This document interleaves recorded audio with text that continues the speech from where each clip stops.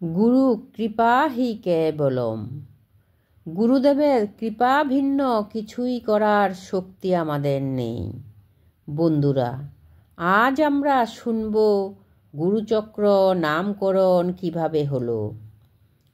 কলিকাতাতে যখন এই সম্মেলন চলতে থাকে তখন শ্রী শ্রী ঠাকুর শ্রীদেহে চৌমুনিতে অবস্থান করছিলেন। শ্রদ্ধেয় গুরুভ্রাতা রায় সাহেব, অবিনাশ গুপ্ত ইঞ্জিনিয়ার মহাশয় তখন তৎসংকলিত শ্রী শ্রী ঠাকুরের উপদেশামৃত শ্রী শ্রী ঠাকুরের শ্রীচরণ কমলে অর্পণ করলে শ্রী শ্রী ঠাকুর বললেন, এইগুলি আপনাদের চক্রে পাঠ করবেন। বলা বাহুল্য, অবিনাশ বাবু গোড়ার দিককার প্রায় প্রতি অধিবেশনেই যোগদান করতেন এবং তিনি এই সংবাদ ভক্ত সম্মেলনের গোচরীভূত করেন। এর পরের অধিবেশন হয় শ্রীরামনিবাসে। শ্রীরামনিবাস ডক্টর যতীন্দ্রমোহন দাশগুপ্ত মশায়ের বাড়ি, বালিগঞ্জ প্লেস। শ্রী শ্রী ঠাকুর শ্রীদেহে বহুবার ও বহুদিন এখানে অবস্থান করেছেন। শ্রী শ্রী ঠাকুর শ্রীদেহে অবস্থানকালে ও শ্রীদেহ রক্ষার পরেও এই শ্রীরামনিবাসের সাথে শ্রী শ্রী ঠাকুরের বহু লীলা বিজড়িত। ডাক্তার দাশগুপ্ত মহাশয়ের স্বর্গগতা সহধর্মিণীও শ্রী শ্রী ঠাকুরের পরম ভক্ত ছিলেন।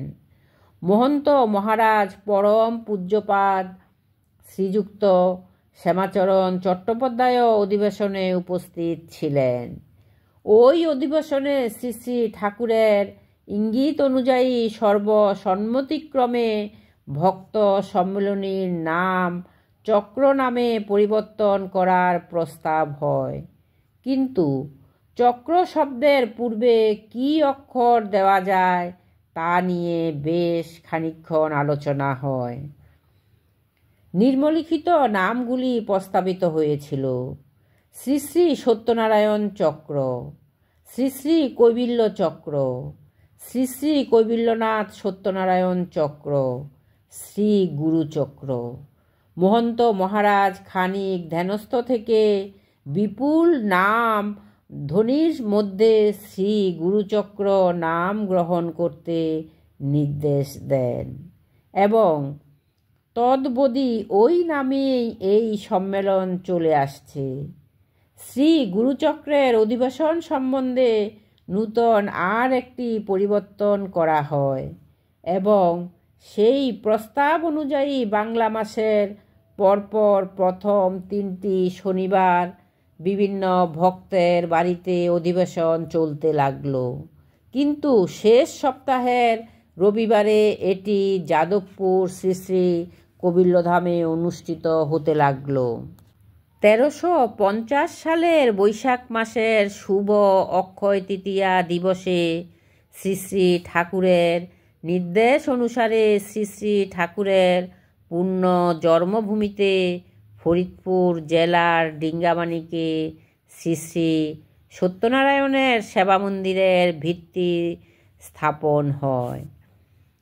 শ্রী শ্রী ঠাকুরেরই নির্দেশক্রমে প্রথমে একখানা টালির ঘর শ্রী শ্রী সত্যনারায়ণের সেবা মন্দির রূপে নির্মিত হয় এবং 1350 সালের শ্রী গুরু পূর্ণিমার দিন ওই স্থানে শ্রী শ্রী ঠাকুরের পট প্রতিষ্ঠিত হয় এবং ওই দিন থেকেই ওইখানে শ্রী শ্রী ঠাকুরের পূজা ইত্যাদি যথারীতিভাবে অনুষ্ঠিত হয়।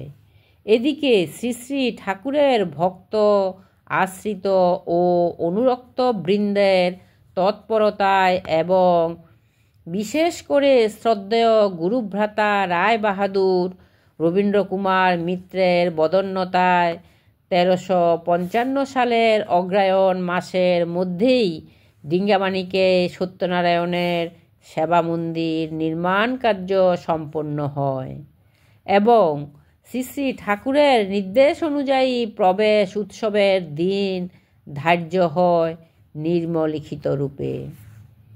28শে মাঘ অধিবাস, 29শে মাঘ মন্দিরে প্রবেশ, 1 ফাল্গুন মহোৎসব। এই শুভ সংবাদ প্রচারে শ্রী গুরুচক্র এক বিশিষ্ট অংশ গ্রহণ করে এবং এই উৎসব সাফল্যমণ্ডিত করবার জন্য প্রচুর অর্থ এই গুরুচক্রের মাধ্যমে সংগৃহীত হয়েছিল। কলিকাতা থেকে শত শত যাত্রীর এই উৎসবে যোগদান করার সৌভাগ্য হয়েছিল। শ্রী শ্রী গুরুচক্রের একটি অধিবেশন হয়েছিল 1355 সালের 1 ফাল্গুন শ্রী শ্রী সত্যনারায়ণের সেবা মন্দির প্রাঙ্গণে। তারপর আবার কলিকাতায় শ্রী গুরুচক্রের অধিবেশন পূর্বরূপেই চলতে থাকে। নমস্কার, সবাই ভালো থাকবেন, সুস্থ থাকবেন, নামে থাকবেন। জয় রাম, জয় গোবিন্দ।